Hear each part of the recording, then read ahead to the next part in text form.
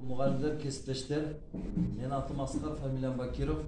Men ушул 2018 жылдан бeri губернатордун буйругу менен Ош обласы боюнча Ноқат, Өзгөн, Алай, Араван, Каракулжа, Кара Суу райондоруна бир рет иштеп келдим. Азыркы бүгүнкү күндө мына жан губернатор Жамалдинов Зият Исламовичтин буйругу менен келдим. Психолог деген ким? Психолог деген адамдын аң сезимин, ой жүгүртүүсүн өзгөрткөн адам. Профессиональный психолог изменит судьбу человека дейт. İlgerten жазган экен, век живи, век учись деп. 100 жыл жашап, 100 жыл окуу деген экен. Бунун мааниси эмнеде? Мисалы үчүн бизде көпчүлүк адамдар 60-70ге чыгып эле өтүп кеткендер бар. Аларга Алла Таала бизге изначально таза память берет экен. 100 жыл жаша, 100 жыл окуу дегенде, мисалы үчүн окуп жүргөн адамдын аң сезими таза тунук болот экен да, бул адам көп жыл жашайт экен. Окубай жүргөн аз өткөн адамдар карасаңдар, булар капачылык, нараатчылык, жанагындай депрессияга түшүп, психологический бир ооруларды өзүнө эме кылып, преждевременно дейт. 100ге чыкпай эле көпчүлүк адамдар өзүнүн өмүрүн кыскарткандар толтура. Переживание болуп, жанагындай ооруларды чогултканда. Караңыздар, менин күчү, ойдун күчү. Мен кандай орган, кандай иштейт? Мен мисалы үчүн көпчүлүк учурда даже азыр катар айтып, тамаша ретинде. Бизде Кыргызстанда основной орган кайсы десе көпчүлүгү ашказанда айтышат. Ашказан биринчи очут. Себеби баар жок нерсени таштап коюп, тамак дегенде, сонун тамак дегенде, кымбат тамак дегенде бүт ошо вниманияны, маанини ошого көп энергия жумшайт экенбиз. Дагы ойлонуп айт, кайсы основной орган десе, жүрөктү айтат экенбиз да, эчеке айтканда. Жүрөгүм акылдап келди, жүрөгүм сезди, жүрөгүм сайгылашты деп. Бирок мээ бар экен эч ким айтпайт экен да. Мээни көп эле колдоно бербейт экен мындайча айтканда. Көрсөңүзбү? Основной орган мээде нейрондар, миллиард деген нейрондар иштеп турат. Бул кандай оперативный память деп коет. Мисалы үчүн мээнин памяти бар. Сохранить этип коет кутуюнда. Телефондун, ноутбуктун, компьютердун памяти болот.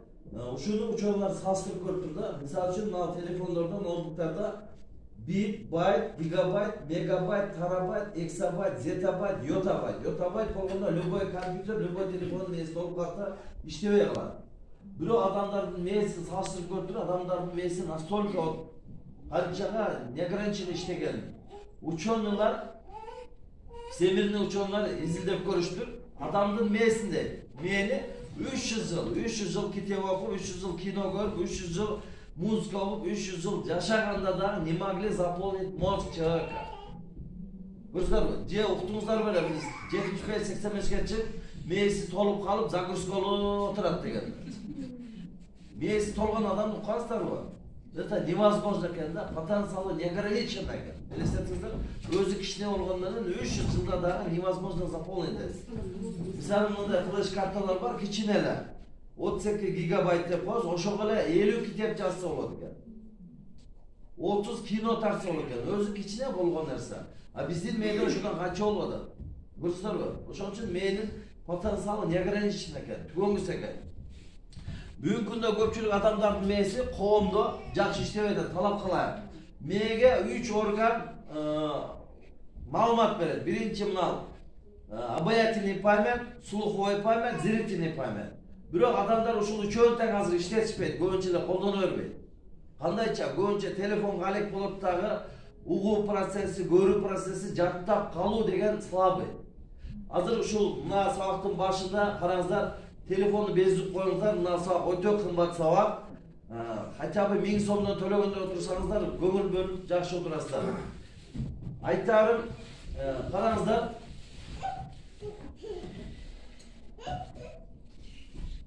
Мени кандай иштетиш керек? Мен кандай иштеп атат? Бүгүнкү күндө упражненияларда көрсөтөм, ошолорду жасаңыздар, өзүңүздөрдүн мээңиздерди салыштырып көрүңүздөр. Настолько в рабочем состоянии. Кээинки адамдардын мээси өмүр бою эле уйкусураган бойдон эле жасаш керек, кылыш керек, барыш керек деп эле баягы суунун агы менен жашагандар болот экен да. Керектүү жерде газды минге баспайт экен, аракет кылбайт экен. То есть полусонный адамдар болот экен да. Бизде кандай деп коет, мына уйкусураган бойдон чыйрак эмес адамдар. Эми караңыздар, көбүнчө ушу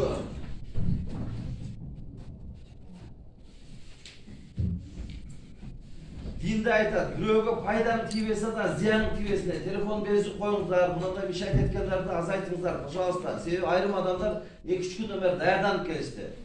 Давайте уважать друг друга. Ошон үчүн мына безип кылыңыздар, мен да безип кылдым сразу, что бирибизге зыяны тийбесин. Караңыздар, мен кандай иштеп атат, өзүңүздөрдөн салыштырып көрүңүздар мына. Бардыңыздар сөмөздөрдү көтөрүңүздар, сөмөздөрдү көтөрүңүздар. Sömöğünü kötürgünler kuyma kulaktar. Baş parmaklı kötürgünler var, görgön kılşar. Görgözler. Mutlu arkasında. Yine sömöğünü kapıyor. Ve talap kalan işleveler, gördünüzler mi? Bu sulkoy paymet nol, okuçuğa milyon lira aytsa kulağına girmedi, bir görsesem kayta vardı. Почему? Потому что менің қабыл алышым, ұқпайды, зрители пойматтан іштебеді. Естеп қалу, жаттап қалу. Көрдіңіздер ме? Мен адамның миесі начеку деп қойды. Әрдайым ушундай зирек болуш керек екен, дилгир болуш керек екен. Үжөр мынандай сразу жаттап естеп қалғанға мани беріш керек екен. Мани бербегендер азыр көрдіңіздер ме? Мен 3 жол, 5 жол айттым. Сөмөйді көтеріңіздер, сөмөйді. Бұл баш бармақ. Ұқпайдасыздар. Бұл упражнение қылып қараңыздар, билдин мейесі қандай іштеп атат. Бұл қайсы возрастқа қарабайды, любой адам жасаш керек бұны. Bir қолды мынандай ачасыздар, текшеріңіз мейіңіздер қандай іштеп атат екен. Мынандай ашыңыздар, мынандай. Bir қолды мынандай қармайсыздар. Өкөнün айырмасы бар, а? Ушул өкөнү визуально алмаштырасыздар, есептегенде көріңіздер қандай мейіңіздер іштеп атат екен. 1 2 3 4 5 6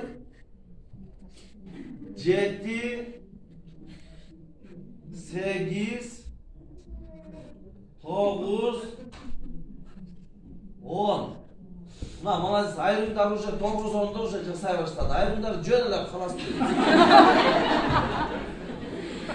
Meyeni işlersin kalkın, просто kalas böyle da mı? Kavlum var da, göbükler var.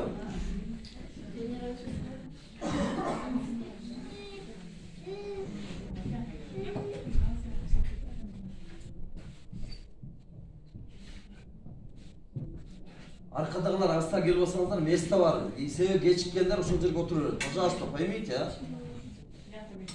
Buna mesle doldur, hazır gelip şunday. Gördüğünüzler o, şun için nalsa. Егерде bir 1000 сомдон төлөгөндө вообще башкача болмоксуздар. Келиңиздер, мына жерде боштор бар. Өтсөңүздөр, келген адам секин-секин отуруyor, низамиятно болот. Мына бош месталар. Пожалуйста, келиңиздер, эжекелер. Мен ноокаттерин өтө сыйлайм, өтө сүйөм. Себеби булар динге бекем, билимге өжөр адамдар деп ойлойм. Ошон үчүн бери отуруңуздар, пожалуйста. Қараңыздар, адам баласы жаралып өскөндөн баштап кандай иштеп, кандай жашаш керек. Мисалы үчүн мен да ошондой жаралган бир тамчы судан, капелька воды деп коебуз. Ошол мисалы үчүн аял менен эркектин ортосундагы ген хромосома ДНК. Ошонун негизинде бир тамчы суу эненин ичинде пайда болгондо бул зигота деп аталат. Анан эмбрион болот, анан плод болот. Адам баласы 180 күндө же 40 неделяда төрөлөт. Өсүү процесс кеткенде биринчи күндөн ошол бир тамчы суу мына биздин кара куш мээ болот. Ушул кара куш мээге спинной мозг өсөт. Биринчи куртка окшоп болобуз. Анан ушул кара куш мээге эки левый правый полушария мээ өсөт. Ушул бизде кара куштар ДНК хромосома гендин эмеси ушул жерде сакталат. Өсүү процесс кеткенде эненин боюнда барда мисалы үчүн эсептелет 2 жума, 4 жума, 6 жума деп.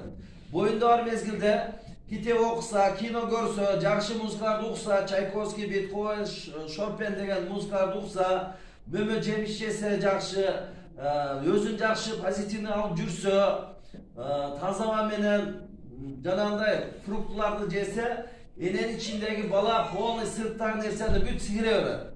Баланын мээси эненин мээси менен туташ болот.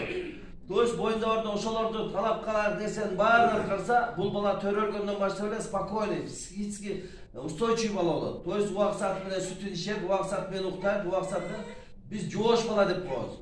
Ал жоош бала утробе матери ошондой спокойный период өткөн болот. В течение 40 недель. Көрдүңүздөрбү? Ошол бала туулганда эле карасаңыздар, жоош деп коебуз, бирок ал спокойный болот. Көрдүңүздөрбү? Бүгүнкү күндө бирок мына орустардын ученыйлары салыштырып атат. Татьяна Черниговская деген жазып, ушундай видеолорду айтып атат да, в последнее время көпчүлүк балдар мутированный балдар, мутация болгон балдар төрөлүп атты. Умственно отсталый балдар. Баягында ДЦП оорулар менен. Почему? Потому что акыркы күндөрү аялдар боюнда барда китеп окубайт, кино көрбөйт, музыка окубайт, мөмө жемиш жебейт, таза аба жутпайт. Көпчүлүк боюнда барлар бүт телефондогу жаман негативтер менен жанжал, уруш, агрессивность, переживание, ошондой бир жаман акыбалда жүрүп, ошол эненин ичине бала бүт жаман негатив нерсени сиңирип алып атат да, туулгандан баштап эле оорукчан болуп атат. Даже боюнда барда чипсы жеп аткан, кирешки жеп аткан, жалаң химикат менен болгон тамактарды жеп атса. Көрдүңүздөр, ошол бала туулганда, мисалы үчүн, последнее время мутированный дейт, мутация болгон балдар көрсөтүп атат, кол ачылбаган балдар туулуп атты. 5 кол ачылбаган. Почему? Потому что ошол эненин ичинде эле бир жаман нерсени кабыл алып койгон. У жеп алган мындайча айтканда. Көрдүңүздөрбү? Ошол үчүн боюнда бар мезгилде өтө тщательно маани бериш керек. Жылдан жылга мына Ошто мен ушундай инвалид балдарга сабак берем. Жылдан жылга көбөйүп атат. Былтыр эле 170 болсо, мына Ошто Крупская объективи бар, атайын ушул умственно отсталый балдар. Быйыл 250ге жетип калды. Көрдүңүздөрбү? Почему? Потому что бизде коомдо даже ошол нерсени, элементарный нерсени сактабай атабыз. Мен ушуну мына япондордун китептеринен салыштырсам, Японияда ушундай экен да, атайын бала менен кыз үйлөнүш үчүн булар атайын окуйт экен. Курска барып окушат экен. Как зачать ребенка, кандай балалуу болуш керек. Физически, умственный развитиясын окуйт экен. Анан экөө окуп, курс бүткөндөн үйлөнүп, анан кийин балалуу болот экен. Гигиенический, физический, умственный эмелерди бүт окуп чыккандай. Бизге окшоп кызды карап, аркасынан бир карап кыз пишип калды, бала бойго жетип калды эле, никесин окутуп эле, үйлөп, балалча калды болсо деген эмес экен. Себеби Японияда дүйнөсүндө эң акылдуу адамдар экен. Умственный астка кеткендер. Алар 10 жыл, 30 жыл, 50 жылга чейин оюлору астка жүрөт экен. Бизге салыштырмалуу. Даже ушуну жазып турда, бизде мисалы бала төрөлгөндө айына бир 2 жолу 3 жолу жуулдурат. Японияда регулярно жуулдурат экен. 2-3 айлык бала сууда балыктай сүзүп калат экен. Себеби суунун касиети өтө күчтүү экен. Суу ошол умственный развитие, физически өтө чоң неме берет экен. Даже мисалы үчүн бизде сууга түшүү деселер, баардык көбөйлөр баняга барыш керек, кир чыгарыш керек деген маанida. А самом деле хотя бы жумасына 2 жолу душка түшүп туруш керек. Бассейнге барып туруш керек. Адамдын омоложение, то есть кароо процесси токтотулат. Көрсөңүздөр, суунун касиети кандай күчтүү. Ошон үчүн япондордо көбүрөөк сууга маани берет экен.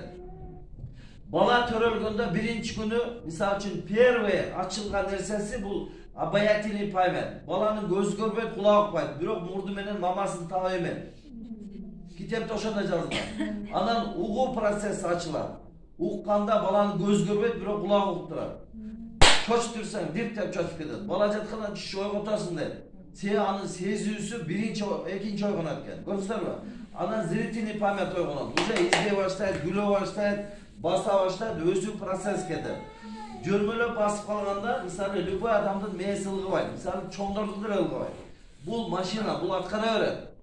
Эмнени айтсаң, эмнени кылсаң аткарат. Бирок ошо жөрмөлөгөн балага карасаңыздар, билбейт память, ал сознаниясы жете элек. Оозуна мыкты ишен сыныптарын зымды салып жеп коюшу мүмкүн, таштарды. Почему? Бул опасный, смертельный экенин бала түшүнбөйт.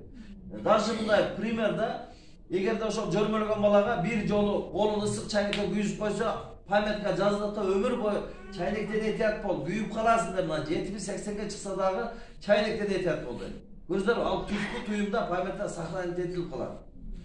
Балдар, одаренный балдар болуп атат бүгүнкү күндө, бар. 2 жашар, 3 жашар балдар тамга таныбайт, цифра билбейт. Бирок телефонду берсеңиздер, телефондогу бүт функцияларыбыз ичет. Мультфильмдерди коюшат, кыздарды жасашат. Булардын мээси ушу астга кетип атат. Опережает времени, ракетный ум деп коюшу мүмкүн. Көрдүңүздөрбү? Айрымдар 10-15 жашар балдарга телефон берсеңиздер, колдонушу билишпейт. Булардын мээси замороженный деп коет, артта калып калган. Көрдүңүздөрбү?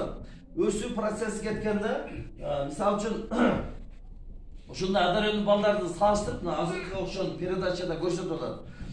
Bir 6 yaşar kız 7 memleketin dilinde söylüyorlar. Arapça, Kıtayça, Türkçe, Nemisçe, Japonca söylüyorlar. 6 yaşar kız. Anam ayıtıyorlar da вы как научили ребенка настолько şunca tilde үйренген dese apası aytады, я когда была беременна boyunda var mezgilde kinolarda periyodu çok görüşken. Kızlar ona утробе матери başlaş керек ekan. Даже bir balаны görsetmeden 5 yaşar bala boşa bir isteği maşinanın marka